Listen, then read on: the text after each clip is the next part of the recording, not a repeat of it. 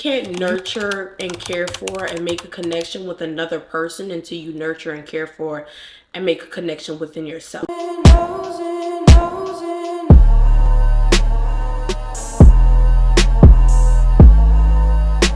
Once you change your perspective on loneliness and feeling alone, and you master those feelings over yourself or not feeling lonely even though you don't have physical presence, then we can go back to the topic of actually creating a bond and connection with someone, or trying to. You can't nurture and care for and make a connection with another person until you nurture and care for and make a connection within yourself. No one likes somebody who's just a energy sucking vampire. And even if you're not doing it intentionally, some people who are full of themselves, who are centered in love, feel the need to actually help others and pour their energy into others. But you don't want to be that person who does that to people. You want to find yourself first before you try to make these connections and bonds with people, because that's how you keep them long lasting. That's how you maintain them. You can't maintain it if someone feels like you're draining them. If they feel like you're draining them, or the other way around, then maybe it's time for you both to walk away and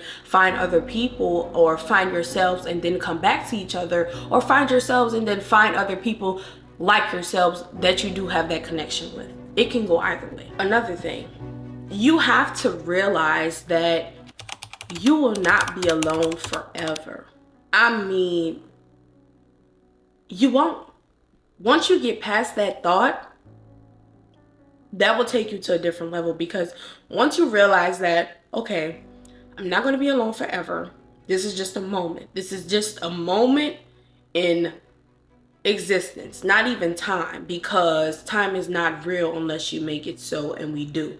But that's a topic for another day, and that's not something that is easily grasped. But anyways, this is just a moment that I am meant to be alone. Sometimes you are put in a position by the creator, or by the universe and the creator, putting you in a position to where it is time for you to take time to yourself to figure something out, whether that is self-development, self-improvement, gaining more spirituality. You don't have a lot. Another thing to helping you not feeling alone, or completing your journey of feeling whole, of feeling loved, is talking to someone, whether it be a family member or a friend or a therapist. I, for one, am a big fan of therapy. I don't care what anybody says. You're not crazy for wanting to talk your problems out with someone else. You're not a bad person for not being able to talk to the person that you're having problems with directly. Sometimes you do need someone else in your life to talk to, whether that be a therapist or the friend or whoever. It's not bad to talk to someone to get their perspective of things, to help them help you put things into perspective, to maybe better the way you talk to that person, or how you say things to that person, that can fix the problems that you are having with that person. Because sometimes people think you can just come up to them directly and tell them how you feel, when that isn't always the case, because maybe the person isn't easy to talk to, or maybe it's a person that you don't want to lose that relationship or bond with, but you don't know how to talk to them. So you need help in putting things into perspective on how to say them.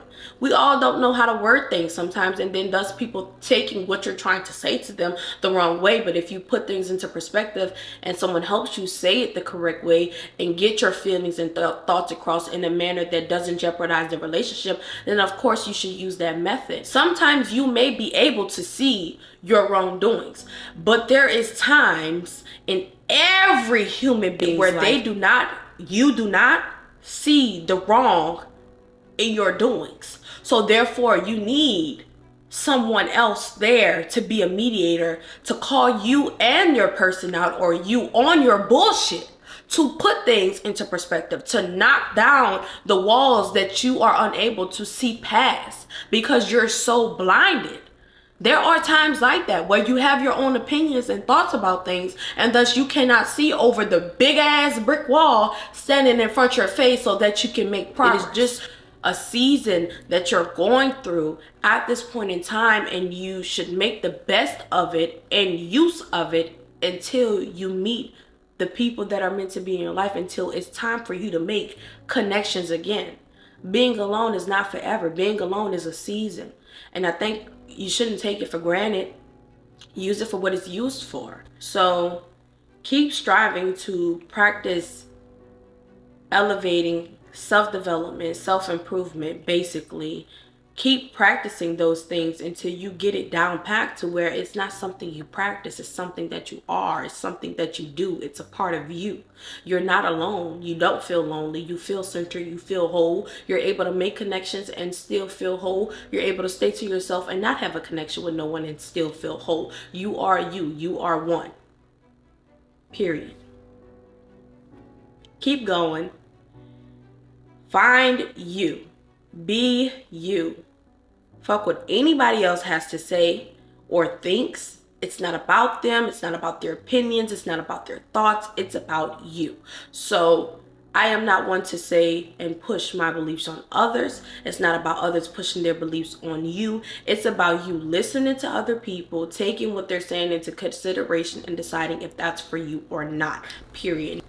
Decide how you want to take your course of life and make the best of it. See you guys next week.